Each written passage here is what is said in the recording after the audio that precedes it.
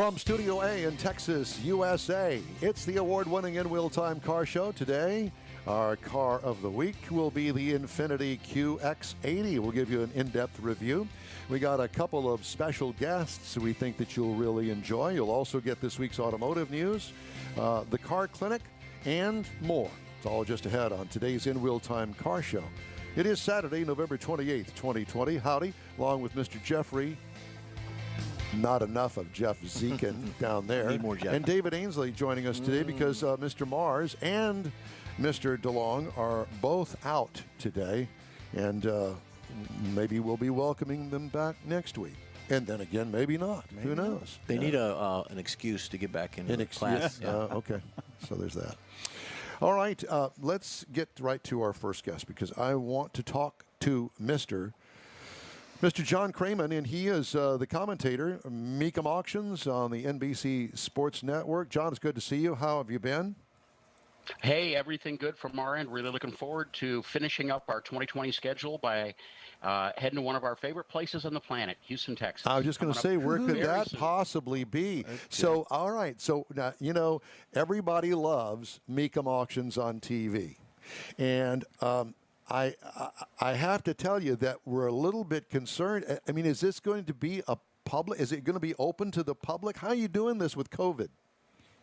Well, that is the big question of the year. If we just go back a couple of months, in fact, we'll go back to June, we've already hosted 5 collector car auctions, and I will tell you it is under very stringent safety protocols, and it's also been with cooperation from various organizations around the country.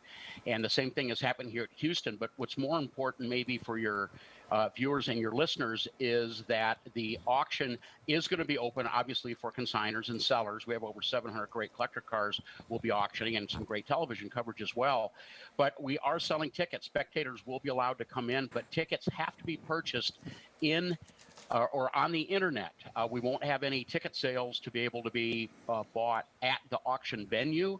And this is to reduce lines and to reduce contact with everybody. So what we're doing daily temperature checks. We've got plastic isolating. We're reducing as much as possible person-to-person contact. The seating areas are spread out. There's plexiglass virtually everywhere. The cars are spread apart further than ever before. And we've already done this will be collector car auction number 6, and we've already done almost $150 million worth of sales. Oh, collector cars since June, right in the middle of the pandemic, which signals one thing, and that is the state of the collector car world is as good as it's ever been during these crazy times. Who would have thought, huh? And I imagine that everybody's got a mask up as well. Masks are mandatory at all time. The only exception to that is the auctioneer. Once he's up on his pedestal, he's up high enough and enclosed in plexiglass, he's allowed to take his mask off, but as soon as he leaves that perch, masks come on. And I just have to say there's been tremendous cooperation, regardless of your thoughts about masking or politics. It has nothing to do with anything. This is about conducting the sales of collector cars, enjoying collector cars, and if we have to do it with a mask on and we have to do it spread apart a little bit, hey, bring it on. We are spring-loaded to respond any way that we possibly can. And I will have to say, in cooperation from everybody from A to Z in Dallas, including folks at the Energy Center, everybody's been very cooperative and appreciative of what we've done so far in respecting this safety protocol. We have not backed off or eased off at all, and we won't be as we finish out our 2020 year. In Houston, it's going to be COVID business as usual. John, the question I have is, you said you're going to be selling tickets online. Are these tickets for just spectators, or are these tickets for folks that want to make the purchase of the vehicle and be participating in the auction? Yeah, that'll be for spectators. If somebody wants to show up at the auction and sign up to be a bidder, that will be a normal procedure. They can do that right on site, or they can do it in advance. It just takes a few moments online. We recommend as much as possible for folks to participate online for the obvious reasons, just to eliminate as much person-to-person contact. And let me say that our absentee bidder participation and ultimately sales has grown this year during the pandemic from somewhere in the 5% range to now in the 20%. Oh my! So absentee meaning phone or online bidding? That is exactly correct. And what we've done is we've improved our computer, both our hardware and our software. In fact, having nothing to do with this pandemic, we actually debuted at our Kissimmee, Florida auction in January. Well, a couple of years at our home office, we called the project Operation High Rise. And we got a much more efficient way to do, in particular, the internet bidding. It used to be about a 5 to 7 second delay, a lag time, and sometimes it would even kick out and lock up. Now it's seamless. It's less than a 1 second lag time, and it's really made people that want to participate on the computer jump on board. And man, the timing could not have worked out any better for us. So are there differences? You want to go kick the tires, you want to go touch it, look at it up close and smell the interior. How does that differ now with the online and the phone? Say Don buys a vehicle and maybe he's not satisfied with it. Are there concessions about that because you bought it online? Yeah, here's what we do. It's a really good process. Again, it's been many years in development. Keep in mind, Mecum Auction's been around since 1988. We're the world's largest collector car auction company by far now, handling over 20,000 entries annually. And with the popularity of these absentee bidding, the numbers going way up, what we've done is we offer a car preview to all registered absentee bidders, whether it be phone or internet. It doesn't matter. We're a Mecum representative. I've actually done quite a few of them myself.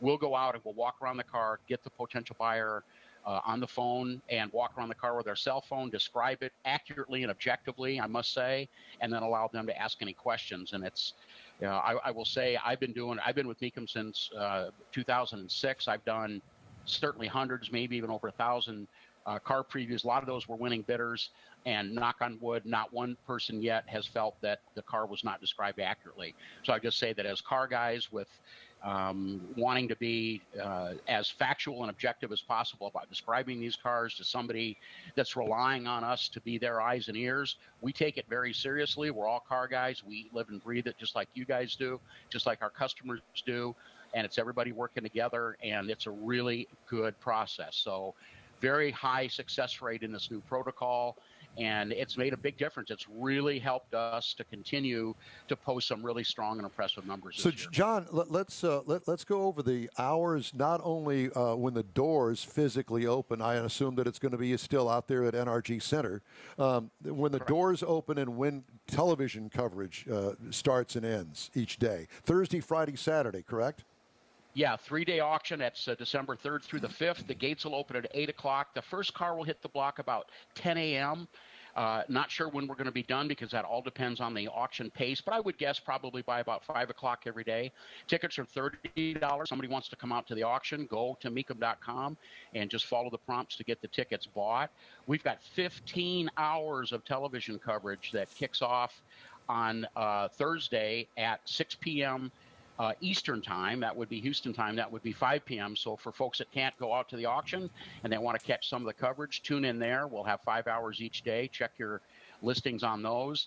And the only thing people are really going to notice when they get to the auction, different than it would be in normal years, other than the mask wearing, is everything is spread further apart. The cars are displayed so they're not literally on top of each other. The seating areas, both for spectators and for bidders, is much more spread out, where we are taking the social distancing very seriously and we are following all the guidelines.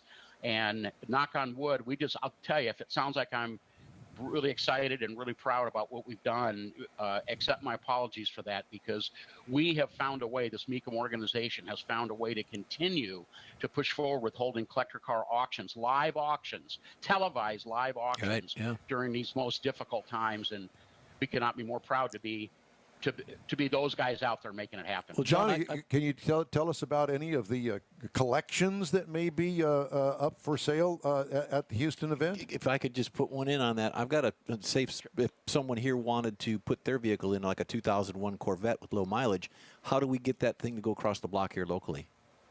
Yeah, there's still plenty of time to get the vehicle entered. If you want to do it in advance of the auction, you either call the Mecum offices or go to Mecum.com and just follow the prompts for consignments. Very easy, simple to do.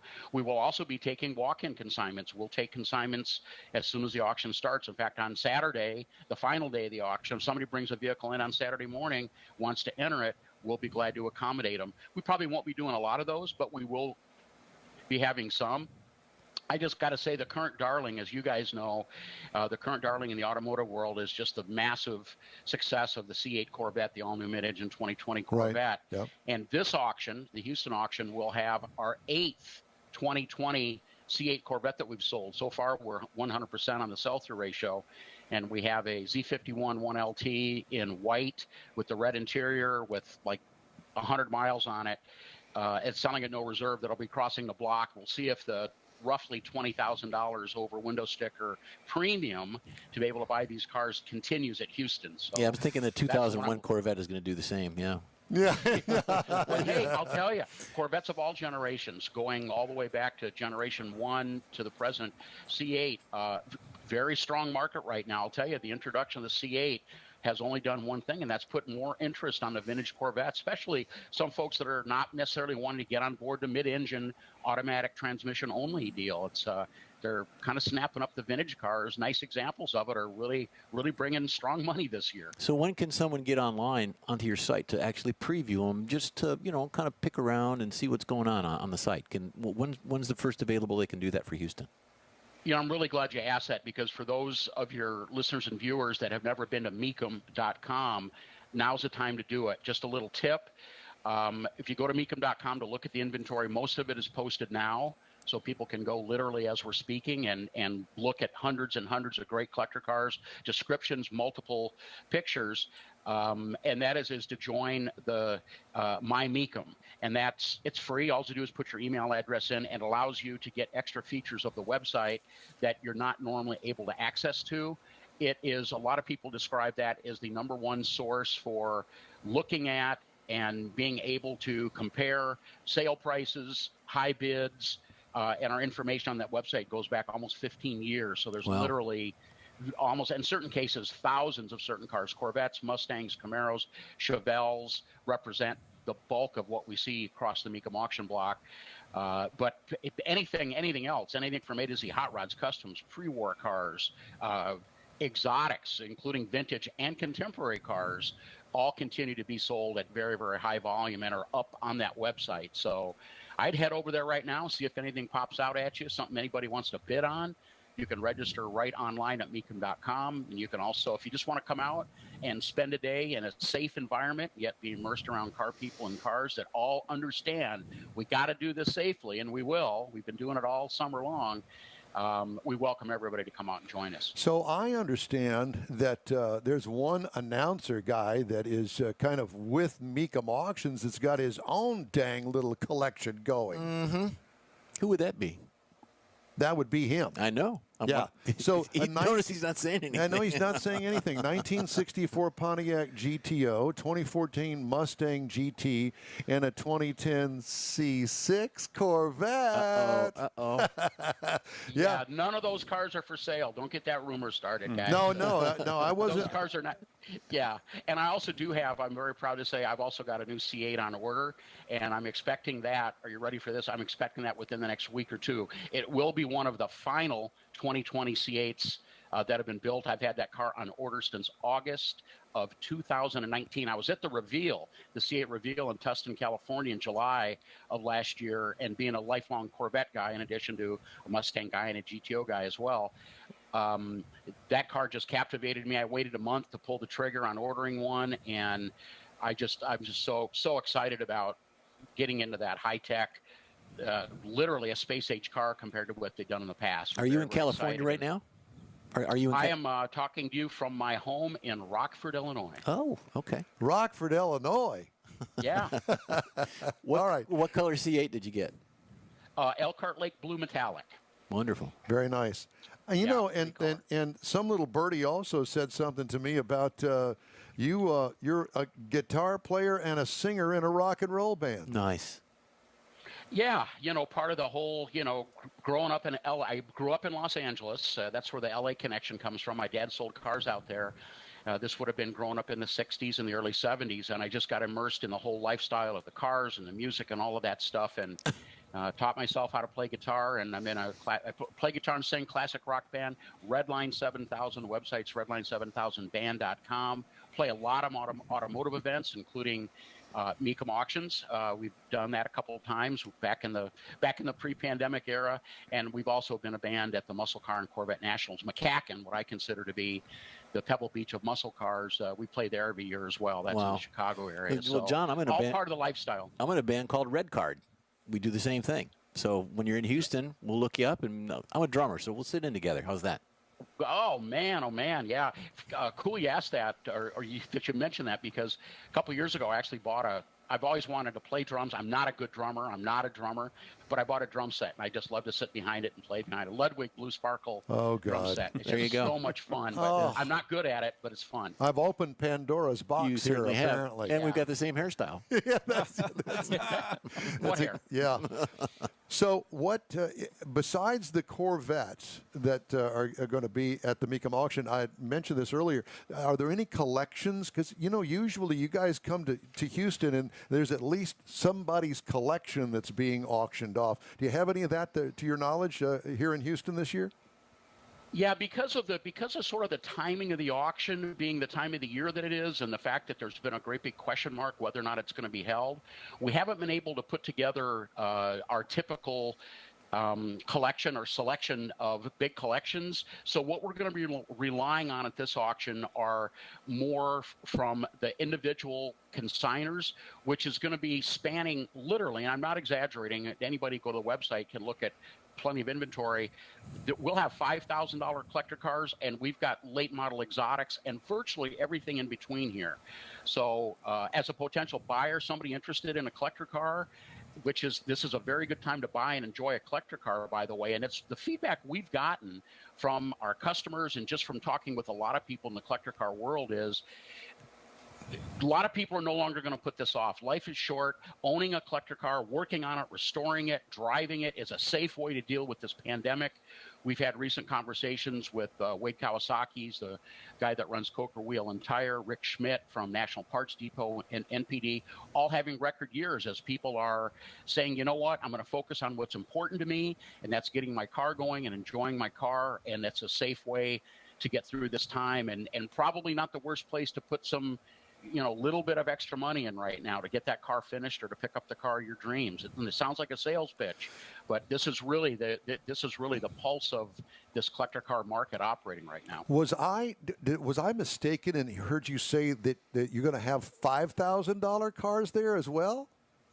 Yeah, and that's what's really good. Thursday, the first day of the auction, will be just literally chock full of entry-level collector cars. At Mecum, we call it inventory management, and that is we try to space and place all of the vehicles relatively close together so that a potential buyer can have the easiest way possible. Because, if a guy's going to spend $50,000 to $100,000 on a collector car, that's more likely going to happen on Friday and on Saturday. And the Thursday cars, the first day cars, will be for those buyers that want to come in that are on a budget. I'll tell you, if you're on a $20,000 budget, which is sort of considered to be sort of entry level in the collector car world, and certainly less than the average price of a new vehicle today, pretty much every available vehicle that are going to be crossing the block on day one on Thursday is going to fall within that price range. So lots of folks really like the fact that, and this goes back to 1988, Dana Mecum's priority has always been to make sure that there is an opportunity for anybody with a collector car to go to a high-profile collector car auction, and they all get treated the same way. No difference in the television hour or the coverage or the enthusiasm we have for any of the entries. John, the question I have is, here at InWheel Time show, we prepare all week for this. What is your preparation to do the announcing at the auction? What is your game plan? Well, that might surprise you guys, and I don't want to come off as sounding arrogant or anything else, but honestly, other than just taking a little spin through the website and getting an idea of maybe a few of the standout cars and then walking through the display areas and the staging areas at the auction itself, we really don't, none of us really do a particular high amount of prep. One of the reasons is there's so many cars. I mean, we'll have over 700 cars at Houston, and potentially we're covering almost 20,000 vehicles per year. We don't take notes. We don't have a computer up on the TV show with us at all. We just stay within our knowledge level, and we stay within our box. We've all been working together now. This is year 13. Next year, 2021 will be our 14th year working together. We do have the auction listing agreements that have the consignor's description. It's not always accurate, believe it or not.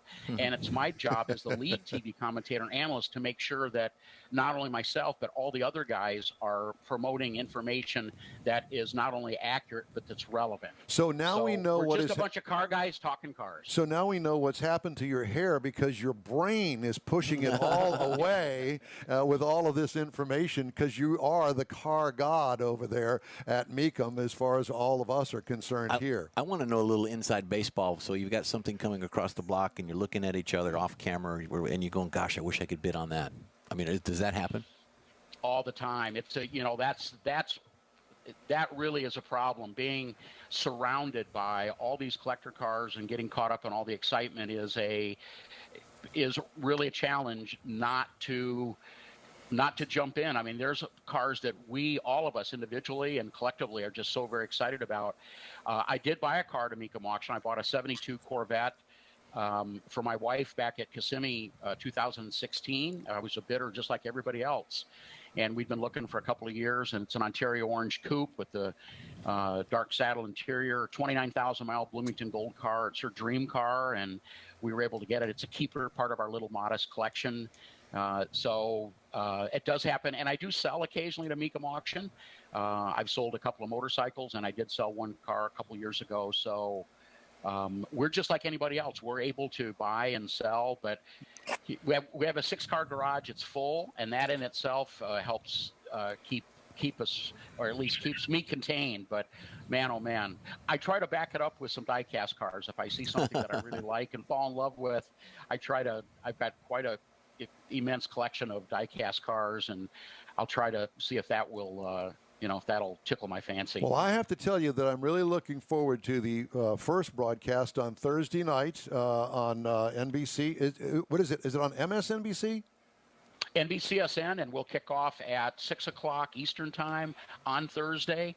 And see that what really excites me, John, is the fact that we're going to have to, go to the Mecum auction as opposed to my boycotting the NFL. So I've got some sort of a. There you go. I've got some sort of an alternative, and I really appreciate that. Thank you so much. Well, man, guys, really appreciate your interest and keep the good work going on there at Houston. Can't wait to see you guys next week. You too. Thanks again, John. Thanks, John. Hey, we really appreciate you. John Kraman with Mecum Auction. That's coming your way this week, NRG Center, Thursday, Friday, and Saturday.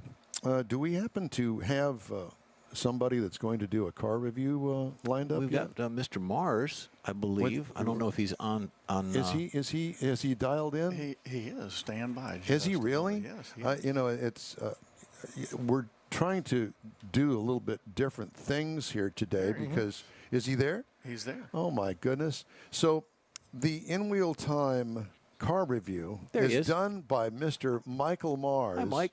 Over in the Far East, and we really appreciate you joining us today, Mr. Mars. And I understand that you have the Infiniti QX80 finally, after me teasing it for 2 weeks. Here it is. I've got a Yugo pulled up. A Yugo. Run those pictures while you do the QX80. Take it away, Mike. Morning, guys. Morning. How y'all doing? It's good. Good to see y'all. I wish I was there. It's just not quite the same not being there. But we're going to talk about the Infiniti QX80. This is a full-size SUV. I mean, we're talking big full-size SUV with a 4x4 luxury trim level. Now, for 2021, they've actually added some different trim levels. So it's got 6 different trim levels, 3 new ones. One, unusually, is the Luxe. Now, this is a new base model that comes in a little bit lower price than what some of the others does. And of course, there's a new up trim level that's got loaded full of stuff on it. It's a 7 or an 8 passenger vehicle, depending on how you configure the seats. We had the first and second row bucket seats with the dual consoles, make it a little bit nicer with the captain's type chairs. And so it was the 7 passenger. Now up front, you're going to find it's got this really big grille on it. That's part of the Infiniti lineup. And it has the dark chrome around the grille and around the trim on it because of the level. We were in the premium select trim level. So it comes with a lot of little different things like the 22-inch wheels, the tow package. There's a power lift gate on it. It's got a power moon roof on it. They have adaptive headlights up front and welcome lighting on the outside of it. So there's a lot of things. There's not a lot of options because it's all done up in packages, and we'll get into a little bit more of that. Now we go into the inside of it. Again, this is a luxury 4x4. We're going to have a Sahara stone leather that we've got the mixed kick panels that have got leather on it as well. It's got the Apple and the Android Play as far as the technology goes, and it's all built into what they call their iTouch infotainment system, dual screen. We also had the dual screen entertainment package for the rear seat.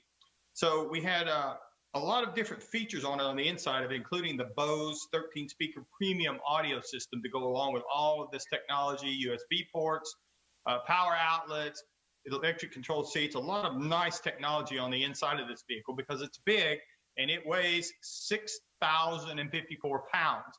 So up underneath the hood, we've got a 5.6 liter V8. Now this V8 will run 400 horsepower, but it is thirsty. Got 413 pound-feet of torque. It's backed by a 7-speed automatic transmission.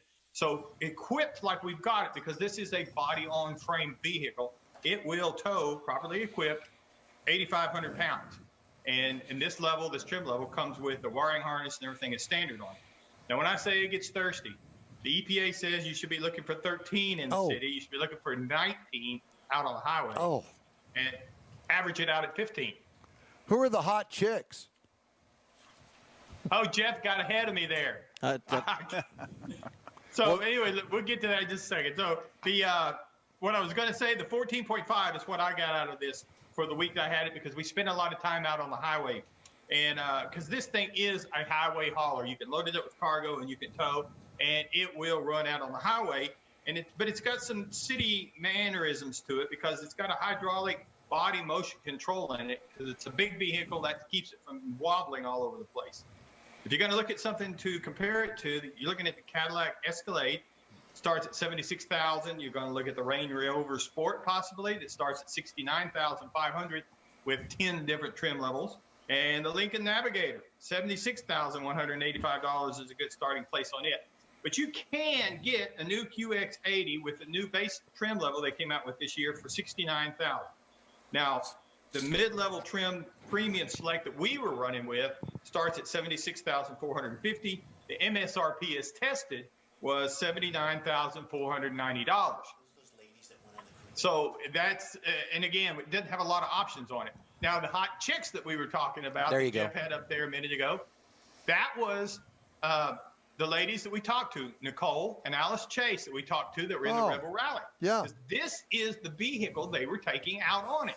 So that was a publicity shot, obviously. It clearly has had a wash job. Yeah, and they don't look like they're off-roading. Well, the first one was the publicity shot with them, and they look really nice there. But then the second one was how they had modified it, had the big tires crammed into the back of it that they had to change if they had a flat.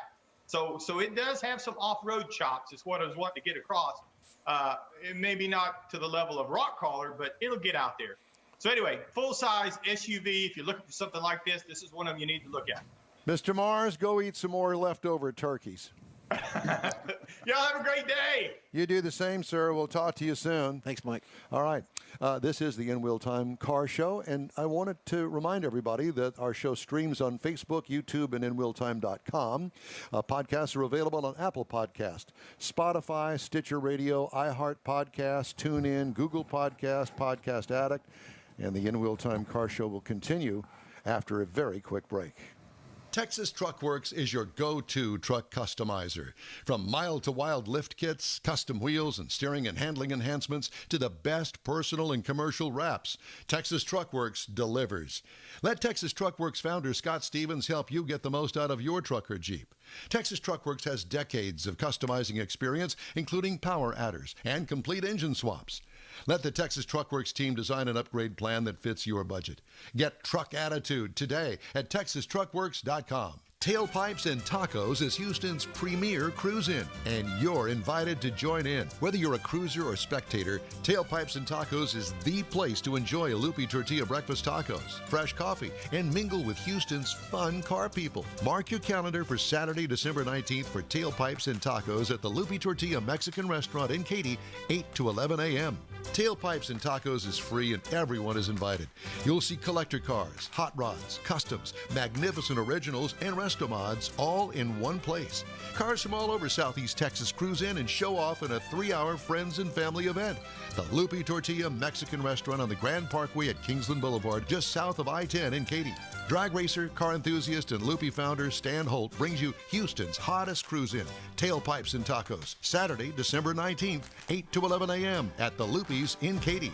The InWheel Time Car Show will be there too, and you're invited to join us. We'll see you there.